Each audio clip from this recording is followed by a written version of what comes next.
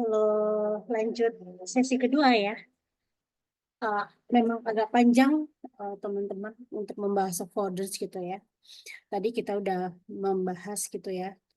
Teman-teman bisa semoga nih ya, semoga bisa memahami tadi asal-usul affordance gitu ya. Lalu memahami apa yang dimaksud dengan affordance gitu ya. Terus kemudian bagaimana pemakaian si affordance ini dalam penelitian-penelitian komunikasi. Nah, berikutnya kita akan melihat jenis-jenis bentuk-bentuk kemampuan pada teknologi gitu ya, kemampuan pada media sosial. Nah, kalau konteksnya media sosial, maka kemudian kita akan kaitkan affordance pada media sosial. Nah, kalau teman-teman mengingat kembali pada materi-materi komunikasi mobile, teori affordance ini mengacunya kepada penelitian yang juga dilakukan oleh Schrock gitu ya pada tahun 2015 yang menyebut ada beberapa empat gitu ya, ada empat kemampuan gitu ya, ada empat kemampuan yang dimiliki gitu ya oleh media seluler. Media seluler berarti bisa smartphone, bisa tablet gitu ya, bisa smartwatch gitu ya, yang di mana perangkat tersebut itu terkoneksi dengan internet gitu. Nah, kemampuan-kemampuan yang dimiliki oleh si media seluler itu ada beberapa jenis dari mulai portabilitas gitu ya, availability, lokasi, dan multimedia. Nah, saya tidak akan mengulang tidak akan mengulang dan tidak akan mendalami kemampuan-kemampuan pada media seluler tersebut karena memang kalau bicara kemampuan media seluler tentu konteksnya pada komunikasi mobile gitu ya. Nah, di sini kita akan lebih ke arah media sosialnya, kemampuan-kemampuan atau affordance pada media sosial itu apa aja sih yang ditawarkan oleh para peneliti gitu ya. Nah, tapi sebelum ke situ, kita akan melihat dulu bagaimana sih penelitian-penelitian keterjangkauan media sosial gitu ya. Nah, bicara keterjangkauan atau founders pada media sosial gitu ya, itu lebih ke arah bagaimana memusatkan perhatiannya itu bukan pada teknologi tertentu, teman-teman, tapi pada dinamika atau jenis praktis-praktik gitu ya, tindakan-tindakan komunikatif dan interaksi sosial yang baru yang dilakukan oleh berbagai fitur yang ada di media sosial gitu ya. Apa aja sih bentuk-bentuk dinamika, perubahan-perubahan, pengaruh-pengaruh gitu ya, praktek-praktek yang sifatnya komunikatif dan bagaimana kemudian bentuk-bentuk dinamika interaksi sosial yang kemudian dipengaruhi oleh atau bagaimana itu disupport gitu ya, mampu dilakukan oleh berbagai fitur di media sosial. Nah, seringnya keterjangkauan itu juga diidentikan dengan fitur teknologi gitu ya. Dan bagaimana kemudian ada penelitian-penelitian yang dilakukan oleh Nancy Baem, Dana Boyd gitu ya, itu menyebut bagaimana struktur sosial yang terbentuk di dalam dan melalui teknologi tertentu. Jadi bagaimana affordance yang ada pada media sosial itu juga melibatkan struktur sosial yang terbentuk di dalam atau melalui teknologi-teknologi tertentu.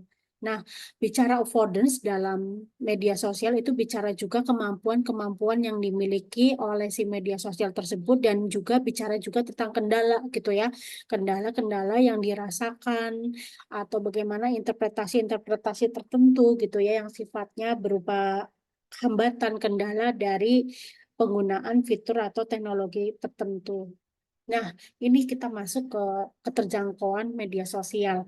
Nah, ini penelitian-penelitian yang membahas tentang affordance itu saya ada pada konteks komunikasi organisasi yang menyebut bagaimana penggunaan media sosial itu memiliki empat eh, jenis kemampuan gitu ya. Visibility, editability, persistence, dan juga association gitu ya. Dan ini bisa dipakai oleh teman-teman ya, dimensi-dimensi atau bentuk-bentuk keterjangkauan penggunaan media sosial ini bisa kemudian diterapkan pada komunikasi-komunikasi lain gitu ya. Ini konteksnya komunikasi organisasi. Nah, Stroke juga menyebut bagaimana keterjangkauan itu bukan hanya sebatas tombol, layar, ataupun sistem operasi gitu ya. Ya tadi pada komunikasi-komunikasi mobile ini menyangkut portabilitas, ketersediaan, lokatabilitas, dan multimedialitas. Nah, kita masuk ke 4 jenis keterjangkauan media sosial gitu ya. Apa yang dimaksud dengan keterjangkauan masing-masing tersebut gitu ya? Oke, ini keterjangkauan pertama atau keterjangkauan pertama pada media sosial yaitu visibility atau visibilitas gitu ya. Maksudnya apa sih? Nah, eh, hadirnya media sosial itu bagi penggunanya itu membuat kita itu bisa melihat informasi-informasi tentang orang lain secara mudah gitu dan gratis gitu ya. Melimpah informasi-informasi tentang orang lain itu bisa kita dapatkan tanpa harus bertanya, tanpa harus meminta, itu tersedia di media sosial gitu ya. Nah, itu bagaimana maksudnya adalah bagaimana dari sisi visibilitas ini itu teknologi itu memiliki kemampuan untuk membuat pengetahuan-pengetahuan atau informasi-informasi orang tertentu, entah itu organisasi-organisasi tertentu atau mungkin informasi-informasi lain itu terlihat oleh orang lain gitu ya. Nah, apa yang dimaksud dengan visibilitas itu ya sebagai sebuah bagian dari keterjangkauan media sosial. Nah, visibilitas itu adalah merujuk kepada cara, metode dan peluang untuk presentasi ya menampilkan gitu ya, entah itu menampilkan diri, menampilkan informasi diri, informasinya berupa pemikiran, berupa informasi, berupa pendapat dan lain-lain gitu ya. Nah, eh, presentasi itu bisa berupa kita lihat gitu ya dari sisi postingan, komentar, update status, vote gitu ya kalau kita melakukan petisi-petisi gitu ya atau pertemanan gitu ya. Terus gambar, video gitu ya. Nah, itu hal-hal tadi gitu ya. Presentasi-presentasi tadi itu ya, berupa postingan, komentar, update status, profil gitu ya, atau siapa yang menjadi teman kita, siapa yang baru-baru kita tambahkan sebagai teman, itu merupakan bagaimana media sosial itu membuat kita itu terlihat, informasi kita itu terlihat dan dapat diakses oleh orang lain gitu ya. Dan orang lain itu bisa melihat gitu ya selama kemudian punya akses untuk mengakses ke sistem ataupun secara pengaturan gitu ya ke media sosial gitu ya kita memberikan apa namanya kekuasaan untuk dia untuk melihat informasi kita gitu ya lewat pengaturan-pengaturan gitu ya. Nah, ini dilihat ini ya, LinkedIn gitu ya. Seseorang gitu ya memiliki akun LinkedIn, dia menaruh informasi-informasi yang sifatnya profesional umumnya ya yang sangat-sangat penting untuk apa namanya portofolio pekerjaannya dia gitu ya.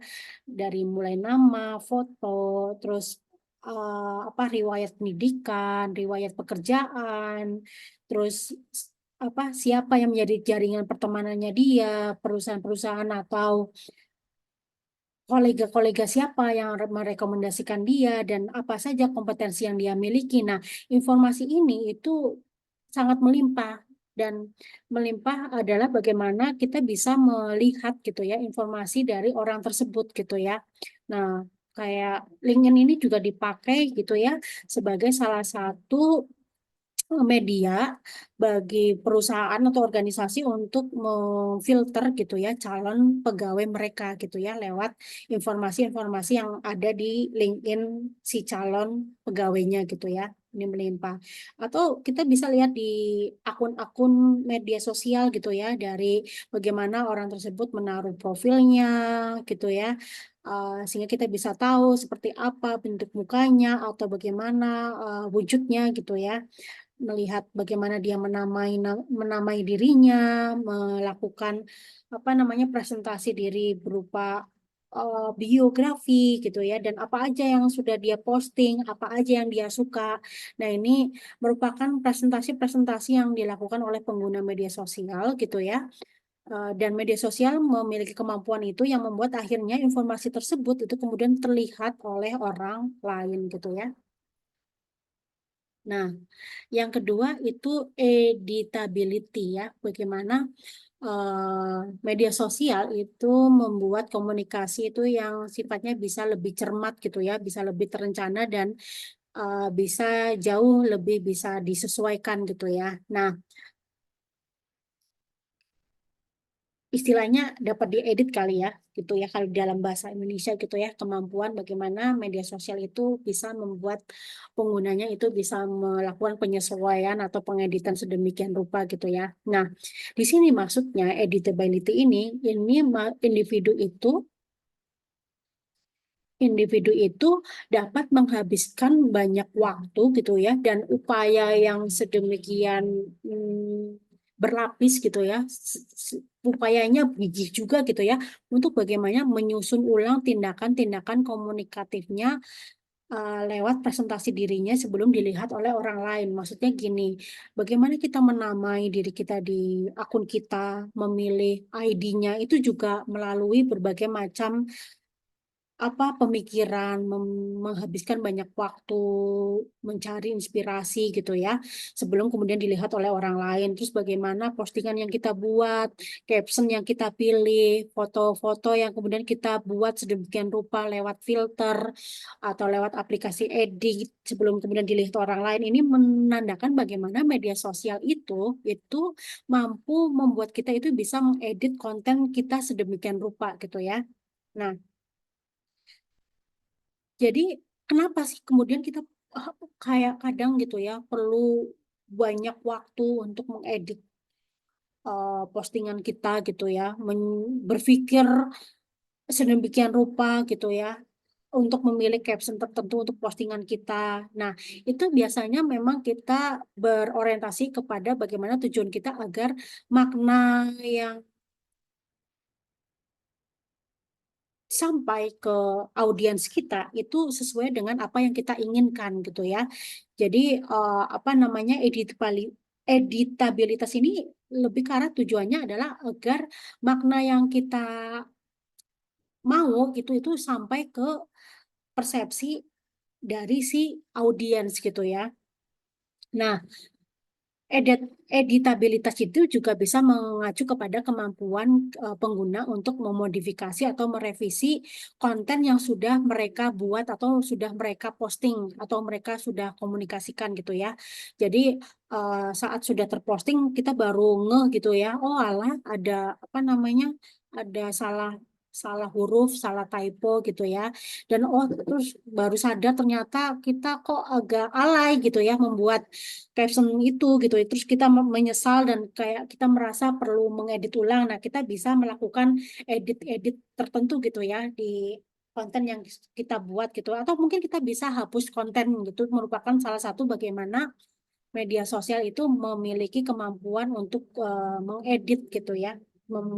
Memiliki kemampuan agar konten tersebut bisa diedit gitu gitu ya. Nah, beda gitu ya kalau kayak email gitu ya. Meskipun sekarang juga sudah mulai ya, kita ada apa namanya fitur email yang membuat kita itu menarik kembali email yang sudah terlanjur kita kirim gitu ya, itu editabilitas gitu ya. Nah, tapi tidak apa ya, tidak seatraktif atau tidak se-real time si media sosial yang kemudian bisa langsung membuat kita bisa memperbaiki kesalahan yang sudah kita sadar gitu ya dan sebelum akhirnya kemudian audiens menyadari atau mengetahui apa yang jadi konten kita gitu ya dan kemudian kita bisa langsung memperbaiki. Nah, kayak WhatsApp juga sudah melakukan banyak hal gitu ya untuk bagaimana mengedit gitu ya, mengedit edit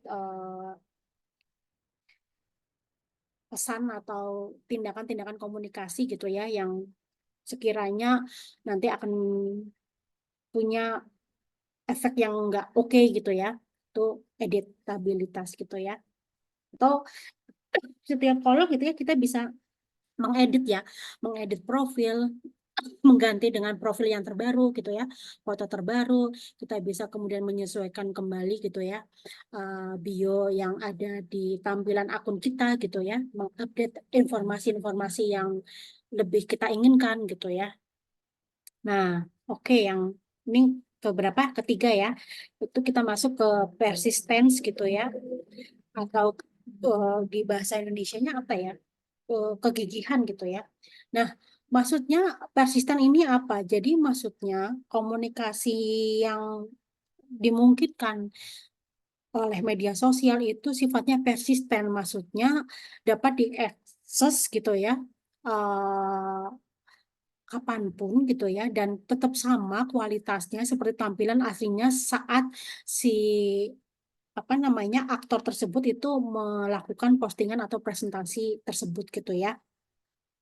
Nah, jadi pun gini gitu ya, saat si pengguna gitu ya, pengguna tertentu gitu ya, eh, tidak aktif gitu ya, sedang tidak akses media sosial. Nah, informasi tersebut itu tetap tersedia gitu ya bagi pengguna dan tidak kadaluarsa atau hilang. Beda kalau seumpama kita video call atau kita konferensi video gitu ya. Maka setelah satu orang pergi atau mungkin setelah end gitu ya, end semuanya, maka kemudian tidak ada riwayat informasi yang kemudian bisa menjadi apa namanya lanjutan-lanjutan komunikasi. Nah, kalau dalam media sosial itu tetap bisa berlanjut meskipun satu sama lain itu tidak saling hadir gitu ya. Tapi kemudian setelah terakses kembali, kemudian bisa melanjutkan atau bagaimana melanjutkan obrolan tadi gitu ya, atau mungkin informasi tersebut tetap terlihat gitu ya. Bahkan terlihatnya bukan hanya satu hari, bahkan 5 tahun, 10 tahun kemudian tetap ada gitu ya, apa namanya pesan-pesan atau informasi tersebut gitu ya. Jadi media sosial memungkinkan percakapan itu bertahan lama gitu ya. Nggak harus pada saat si pengguna atau aktor tersebut itu memposting gitu ya. Dan kapanpun gitu ya bisa kemudian mengomentarin gitu ya. Atau melanjutkan komunikasi-komunikasi tersebut. Nah, persisten ini yang dimiliki oleh media sosial itu melahirkan beragam kegunaan dan praktek baru gitu ya. Apa aja? Jadi percakapan yang terus-menerus, yang bagaimana kemudian kita bisa mencari, melihat, dan membaca kembali percakapan tersebut. Kita terus kemudian bisa melakukan penjelajahan. Kita juga kemudian bisa memutar lagi ya, memutar ulang apa namanya video-video yang sudah kita buat lewat Reels gitu ya. Atau saat kita melakukan apa namanya upload story, postingan story, kita kemudian bisa memutar story yang pernah kita update gitu ya, pernah kita buat, dan dampaknya juga besar gitu ya terhadap tindakan-tindakan komunikasi gitu. Oke, ini bentuknya ya, kita bisa menjelajahi bentuk-bentuk percakapan gitu ya, yang terjadi meskipun ini postingannya sudah lama gitu ya. Oke, berikutnya asosiasi gitu ya, atau hubungan. Nah, asosiasi ini merujuk kepada hubungan yang terjalin antar individu, antar pengguna media sosial dengan pengguna media sosial, atau bisa juga hubungan antar individu dan konten, atau hubungan antar si pengguna itu dengan presentasi yang dia lakukan gitu ya. Nah, asosiasi itu ada dua bentuk, ada dua jenis gitu ya. Yang pertama itu seringnya ini melibatkan hubungan antara seseorang dengan seseorang yang lain, pengguna dengan pengguna lain, atau seringnya disebut ikatan sosial gitu ya. Jadi lewat bagaimana follow atau berlangganan tag tertentu gitu ya. Nah, ini menunjukkan hubungan yang eksplisit gitu ya. Terus kemudian yang kedua gitu ya, itu asosiasi informasi gitu ya. Ini tentang bagaimana individu itu berkaitan dengan suatu informasi gitu ya. Bisa bentuknya kontribusi informasi di Wikipedia, kontribusi blog atau penandaan artikel gitu ya. Asosiasi yang dimaksud di sini itu lebih ke arah bagaimana tampilan-tampilan interaksi individu dengan informasi yang telah mereka buat atau mereka kenali gitu ya. Nah, ini maksudnya asosiasi. Oke, Nah, terkini gitu ya, ada konsep keterjangkauan gitu ya yang ditawarkan oleh peneliti-peneliti gitu ya yang membahas tentang keterjangkauan di konteks media sosial. Pertama, keterjangkauan yang dibayangkan gitu ya. Maksudnya apa? Jadi eh, keterjangkauan yang dibayangkan ini itu menggabungkan aspek material, termediasi, dan emosional dari interaksi manusia dan teknologi gitu ya. Nah, keterjangkauan yang dibayangkan ini itu ditawarkan atau digagas oleh Nagy dan Neff gitu ya. Bagaimana keterjangkauan ini muncul di antara persepsi, sikap, dan harapan pengguna gitu ya. Jadi antara materialitas gitu ya, fungsionalitas dari teknologi dan antara niat dan persepsi desainer gitu ya. Jadi kalau membahas keterjangkauan yang dibayangkan ini ada beberapa hal ya. Ada persepsi, sikap, dan harapan pengguna, lalu bagaimana kemudian kegunaan dari materialitas ya yang sifatnya objektif dan fungsi-fungsi teknologi tersebut dan bagaimana kemudian niat dan persepsi dari desainer. Nah, keterjangkauan yang dibayangkan ini itu tidak hanya mempengaruhi cara pengguna untuk mendekati media sosial, tapi juga membentuk bagaimana platform itu bekerja atau mengembangkan diri gitu ya. Karena ini bagaimana desainer ini juga akhirnya kemudian bergantung kepada persepsi dan sikap dari si pengguna gitu.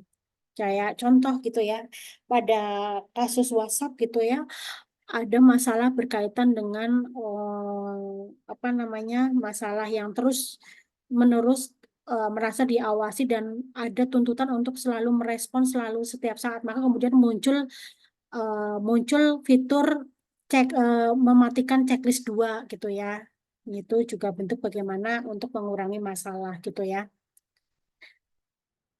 ini menandakan platform itu pun juga secara performatif juga apa ya dipengaruhi juga gitu ya dari persepsi, sikap dan harapan pengguna gitu. Nah, Butcher tahun 2016 gitu ya mengatakan pemahaman dan persepsi pengguna terhadap algoritma di platform media sosial itu juga mempengaruhi bagaimana mereka menggunakan platform tersebut gitu ya. Nah, ini kedua, keterjangkauan bahasa vernakular gitu ya. Bagaimana masyarakat itu memahami keterjangkauan ketika mereka berhadapan dengan teknologi gitu ya. Terdapat apa ya, bagaimana pengguna itu mendiskusikan mereka saat terlibat dengan teknologi gitu ya. Nah, penelitian Zheng dan Yu 2016 itu juga mengatakan bagaimana apa ya adanya media sosial itu memberikan kemampuan bagi organisasi seperti LSM itu untuk memperluas jaringan mereka gitu ya dan bagaimana kemudian menjadi salah satu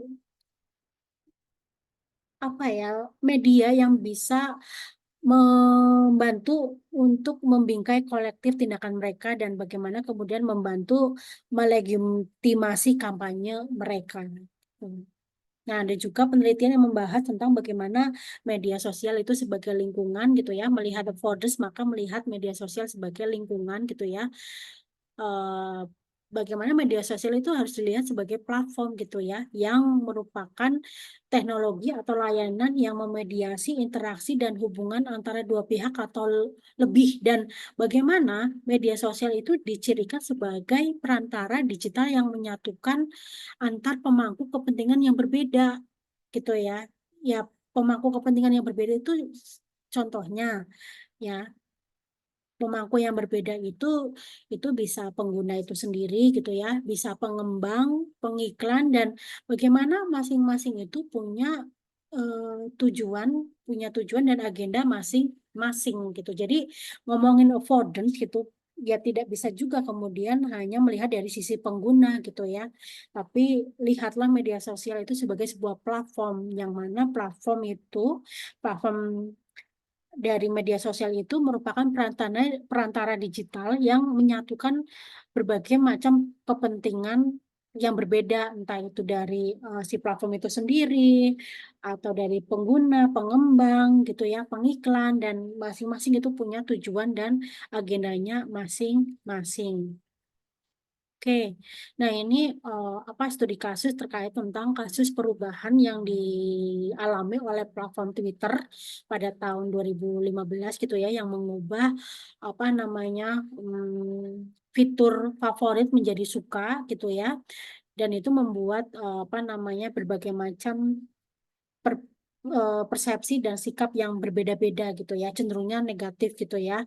Dan sebetulnya dari sisi desainernya gitu ya, dari sisi Twitter itu memberikan semacam penjelasan agar layanan yang baru ini itu agar lebih mudah dipahami oleh pengguna baru gitu ya, dari dari bintang terus kemudian ke hati gitu ya, untuk kemudian membakukan ekspresi di seluruh produk Twitter. Tapi ternyata memang apa namanya memunculkan persepsi-persepsi yang berbeda gitu ya.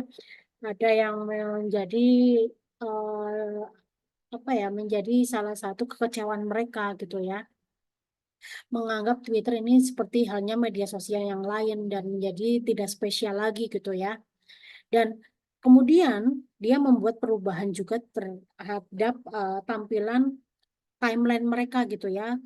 Bukan lagi berdasarkan apa namanya, tidak kemudian memberikan kesempatan yang sama gitu ya bagi semua untuk tampil di timeline, tapi yang tampil di timeline itu didasarkan pada popularitas dan jumlah interaksi pengguna dan keterlibatan mereka dengan tweet gitu ya. Nah, apa hubungannya kemudian insiden ini dengan keterjangkauan?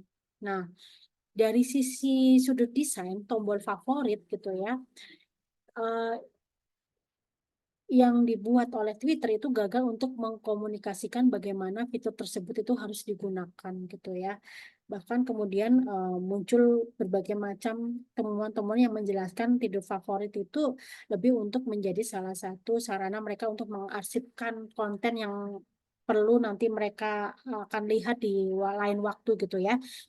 Terus kemudian meskipun apa ya, dari sisi keterjangkauan komunikatif lain gitu ya, meskipun secara teknis gitu ya tidak menghasilkan tindakan baru, tapi bagi sebagian pengguna akhir gitu ya, itu menghilangkan gitu ya, menghilangkan berbagai keterjangkauan komunikatif yang sebelumnya dikaitkan dengan favorit gitu ya.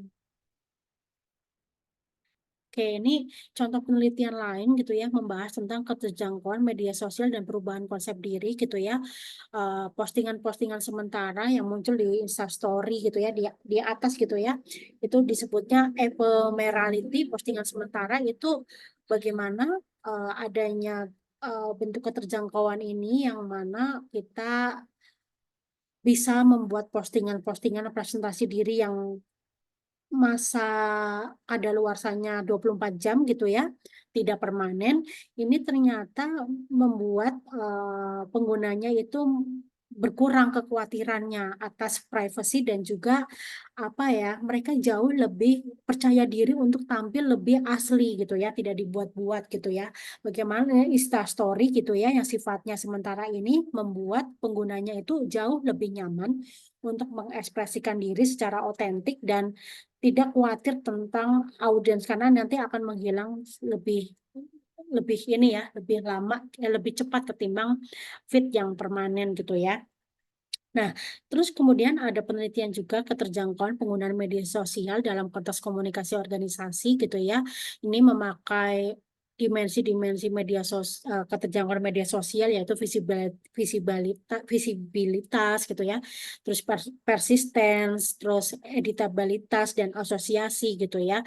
Ternyata kemudian terlihat ada banyak perubahan besar pada cara banyak proses yang ada di dalam organisasi, dari mulai mengubah sosialisasi, berbagi pengetahuan, dan bagaimana adanya media sosial itu mempengaruhi proses kekuasaan dalam organisasi. Ini beberapa apa namanya temuan yang berkaitan dengan kemampuan-kemampuan media sosial yang mempengaruhi komunikasi organisasi gitu ya.